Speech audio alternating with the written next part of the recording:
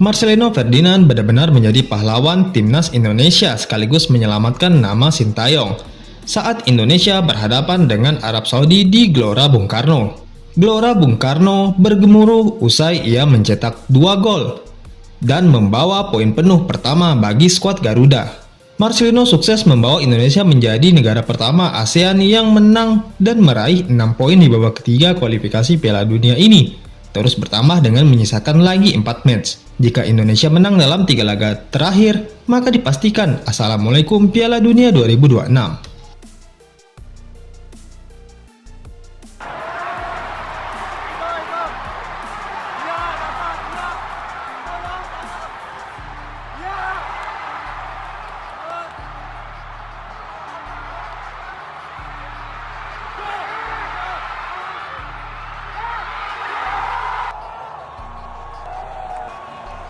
Para pemain yang berlaga di luar negeri pun telah kembali ke klubnya masing-masing. Marceng, sapaan akrabnya itu, telah kembali berkumpul bersama rekannya di Inggris. Sambutan hangat para rekannya menyambut Marcelino turut menjadi sorotan. Para netizen memberikan reaksi di media Oxford FC untuk memberikan menit bermain kepada dirinya. Kemenangan dari 2 gol Marcelino pun seakan menjadi pembahasan publik dunia. Tak khayal para televisi mancanegara terutama Inggris, Belanda, dan seluruh negara yang menanyakan pertandingan itu menjadi trending berkat gol Marcelino yang memberikan 3 poin perdana bagi skuad Garuda. Kini Indonesia mengoleksi 6 poin dari 6 laga.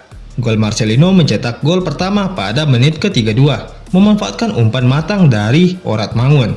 Aksi individunya berhasil mengelabui pemain bertahan Arab Saudi sebelum menceploskan bola ke gawang lawan. Menurut media televisi Inggris ESPN, bagaimana tidak seorang pemain berusia 20 tahun telah menghancurkan pemain berpengalaman seperti Arab Saudi.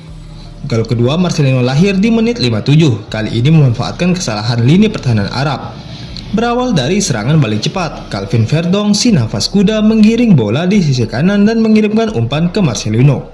Percobaan pertama sempat digagalkan, namun bola pantul langsung dimaksimalkan menjadi gol kedua bagi Indonesia. Sejak menit awal, anak asuh Sintayong tampil menekan demi meraih kemenangan. Peluang-peluang terus tercipta hingga akhirnya gol pertama Marcelino berhasil membuka keran skor. Pada babak kedua, Indonesia melanjutkan tekanan hingga lahirnya gol kedua. Namun situasi berubah menantang ketika Indonesia harus bermain dengan 10 pemain di menit 89 setelah Justin Hapner mendapatkan kartu kuning kedua. Untuk menjaga keunggulan, Sintayong memasukkan Saint Patinama dan Muhammad Ferrari guna memperkuat lini pertahanan. Taktik itu pun berhasil menjaga gawang Indonesia tetap berawan hingga peluit akhir berbunyi. Kemenangan Garuda semakin menjadi pembahasan media dunia yang ikut tersiar hingga ke media Inggris, Spanyol maupun Prancis yang menyoroti Bryce Marcelino. Ia begitu dielu-elukan setelah menjadi pahlawan timnas, menjamu timnas Arab di Stadion GBK. Garuda mampu mengalahkan Arab Saudi dengan skor 2-0. Hasil ini pun memperketat persaingan di antara 5 anggota grup C, kualifikasi Piala Dunia 2026 zona Asia. Ada 4 tim di grup C yang saat ini sama-sama mengoleksi 6 poin. Oleh karena itu, kejutan Indonesia mendapatkan perhatian khusus dari salah satu media Inggris dan Spanyol, yakni Daily Mail. Gol Marcelino yang bermain di Oxford United menjamin kemenangan pada masing-masing babak. Daily Mail juga menyinggung partisipasi terakhir Indonesia pada Piala Dunia 1938. Saat itu partisipasi Indonesia terjadi pada negara ini saat negara ini masih bernama Hindia Belanda. Performa Marcelino yang berstatus pemain Oxford itu pun membuat pemberitaan kali ini menjadi begitu spesial. Oxford saat ini berkompetisi di Championship Division atau kasta kedua Liga Inggris. Perjuangan Indonesia untuk meraih kemenangan perdana di kualifikasi Piala Dunia tak main-main. Sintayong harus melalui 5 laga awal tanpa merasakan kemenangan. Persiapan melawan timnas Arab juga dilakukan setelah rasa sakit hati melawan Jepang. Nasib Sintayong usai laga melawan tim Samurai Biru juga memunculkan spekulasi yang panas. Akan tetapi ia mampu menjawab tantangan ini dengan mencetak sejarah bagi timnas. Indonesia akhirnya bangkit dan mencatatkan kemenangan serta raihan clean sheet di laga kali ini. Hasil itu pun menjadi penutup yang manis pada tahun 2024 sebelum tim Garuda kembali beraksi pada bulan Maret tahun depan. Erick Thohir sendiri menyebut Indonesia sebagai raksasa tertidur kepada media Italia. Pengakuan itu disampaikannya saat diwawancarai oleh Corriere dello Sport. Indonesia kini bangkit dalam beberapa tahun terakhir. Kini skuad Garuda berhasil duduk di posisi ketiga dan meraup 6 poin di klasemen sementara grup C. Indonesia hanya tertinggal 1 poin dari Australia yang duduk di posisi kedua. Posisi kedua sendiri menjadi tiket terakhir untuk lolos ke Piala Dunia melalui ronde ketiga. Ini akan menjadi 3 poin perdana skuad Garuda yang menang atas Arab Saudi sepanjang sejarah pertemuannya. Erick Thohir pun mengaku sangat senang jika Indonesia lolos ke putaran final Piala Dunia. Ia mengaku bahwa pihaknya siap menjalankan program yang efektif demi kemajuan sepak bola timnas. Itu akan luar biasa. Dalam beberapa bulan terakhir gairah sepak bola di sini tak pernah setinggi ini. Aku pikir jelas bagi semua orang betapa kerasnya federasi bekerja untuk menjalankan program yang efektif dan solid. Tak pernah ada begitu banyak tiket terjual habis secara berturut-turut. Ada sponsor di setiap lapangan yang bersedia bekerja sama.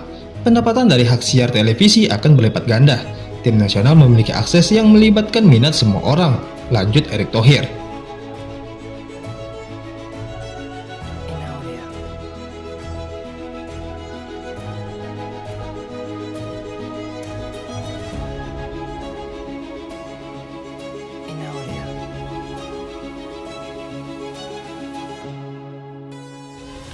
Ia menyebut bahwa Indonesia adalah raksasa yang sedang tertidur.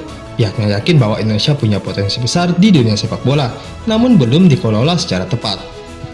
Indonesia adalah raksasa yang sedang tertidur, meski punya potensi besar, sepak bola di masa lalu belum dikelola dengan benar, profesional dan transparan. Titik baliknya terjadi setelah tragedi di Stadion Kanjuruhan.